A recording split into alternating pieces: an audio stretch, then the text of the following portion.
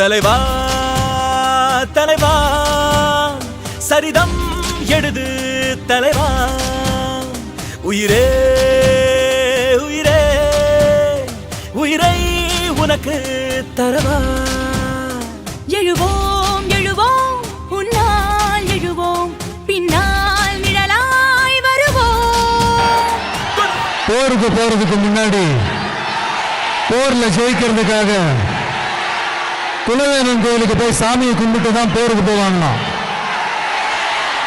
அந்த மாதிரி அடுத்த வருஷம் நடக்க போற ஜனநாயக போருக்கு தயாராகிறதுக்கு முன்னாடி நம்ம மக்களை உங்க எல்லாரையும் பார்த்துட்டு போலான்னு வந்திருக்கிறேன்.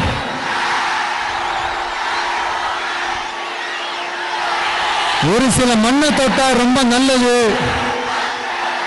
சில நல்ல காரியங்களை இந்த இடத்துல இருந்து தொடங்கினா நல்லதுன்ட்டு இந்த பெரியவங்கெல்லாம் சொல்லி நம்ம கேள்விப்பட்டிருப்போம் இல்லையா? அந்த மாதிரி திருச்சியில தொடங்கின எல்லாமே திருப்பு முனைய அமைன்னு சொல்லுவாங்க. அதுக்கு நிறைய எக்ஸாம்பிள்ஸ் இருக்கு. லைக் அறிஞர் அண்ணா அவர்கள் முதல்ல தேர்தலில் நிக்கணும்னு நினைச்சதே திருச்சியில தான்.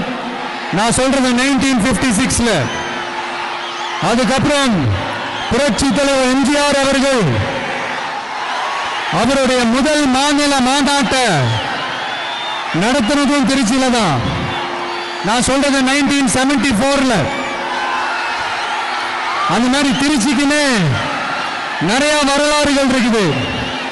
நம்ம கொள்கை தலைவர் பெரியார் அவர்கள் வாழ்ந்த இடம், மலைக்கோட்டை இருக்கிற இடம்,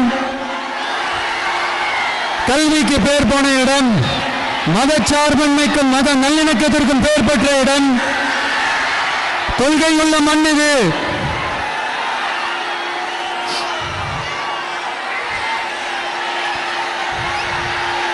அது மட்டும் இல்ல, இன்னைக்கு உங்க எல்லாரையும் பார்க்கும்போது மனசுக்குள்ள ஒரு பரவசம், ஒரு emotional. Hello hello hello hello hello hello. அது மட்டும் இல்ல, கேக்குதா?